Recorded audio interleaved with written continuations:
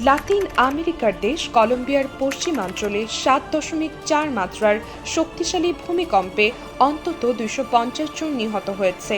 তবে নিহতের সংখ্যা আরও বাড়তে পারে, কারণ ধ্বংসস্তূপের তলায় এখনও বহু মানুষ চাপা পড়ে আছে।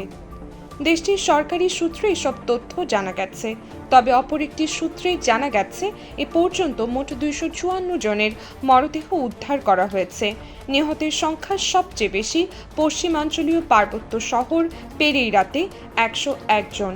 তারপর দ্বিতীয় স্থানে আছে দেশটির অন্যতম বৃহৎ শহর কালি। ভূমিকম্পে পেরেইরা শহরে ঘরবাড়ি গুঁড়িয়ে যাওয়ায় হাজার হাজার মানুষ খোলা আকাশের নিচে দিনরাত কাটাতে বাধ্য হচ্ছেন।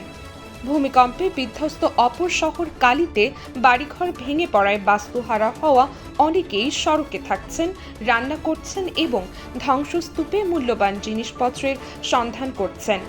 কলম্বিয়ার তৃতীয় বৃহত্তম এ শহর প্রশাসনের স্বাস্থ্য সচিব গেরমান এসকোবার জানিয়েছেন, ভূমিকম্পে শহরের প্রধান মর্গ লাশে পূর্ণ হয়ে গেছে। তিনি জানিয়েছেন, গত এক শতাব্দীর মধ্যে দেশটিতে আঘাত হানা সবচেয়ে ভয়াবহ এই ভূমিকম্পের পর সরকারি দুর্যোগ মোকাবিলা বাহিনী ও ফায়ার সার্ভিসের পাশাপাশি দেশটির কফি উৎপাদনকারীদের জাতীয় সংস্থা ন্যাশনাল কফি ফেডারেশনের স্বেচ্ছাসেবক বাহিনীও উদ্ধার কাজে যোগ দিয়েছেন।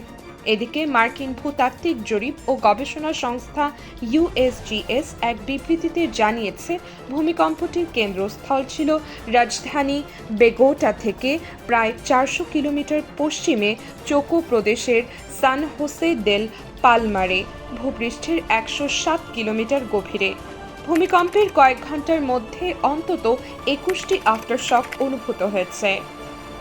আয়েশা নিঝুম, ডেস্ক নিউজ, দেশ বাংলা।